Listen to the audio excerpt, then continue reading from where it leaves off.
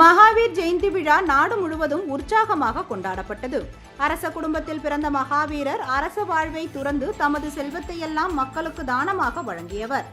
மது இல்லாத உலகம், அன்பு நிறைந்த மக்களை உருவாக்க வேண்டும் என்ற உன்னத நோக்கம் கொண்ட மகாவீரர் ஜெயந்தி இன்று நாடு முழுவதும் கொண்டாடப்பட்டது. அதன் ஒரு பகுதியாக நெல்லை டவுன் பகுதியில் உள்ள ஜெயின் கோவிலின் மகாவீரருக்கு சிறப்பு பூஜைகள், வழிபாடுகள் நடைபெற்றது.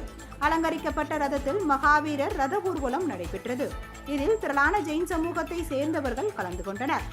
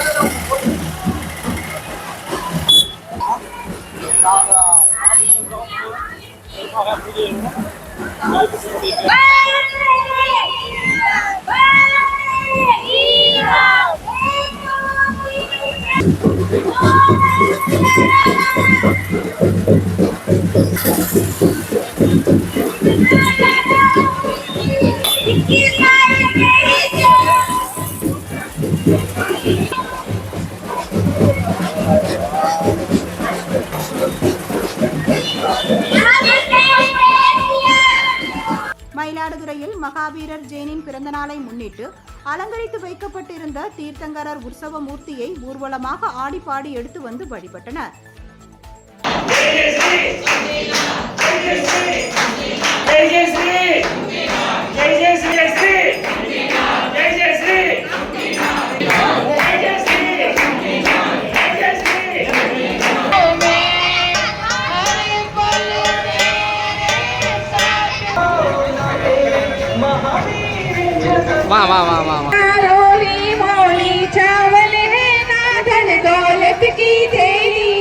விழுப்புரம் மாவட்டம் செஞ்சி அருகே உள்ள மேல் சித்தாமூர் பார்சுநாதர் கோவில் தேரோட்டத்தில் ஆயிரக்கணக்கான பக்தர்கள் கலந்து கொண்டு தேரை வடம் பிடித்திருத்தனர். மேல் சித்தாமூர் பார்சுவநாதர் கோவிலில் மகாவீரர் ஜெயந்தியை முன்னிட்டு தேரோட்டம் நடைபெற்றது.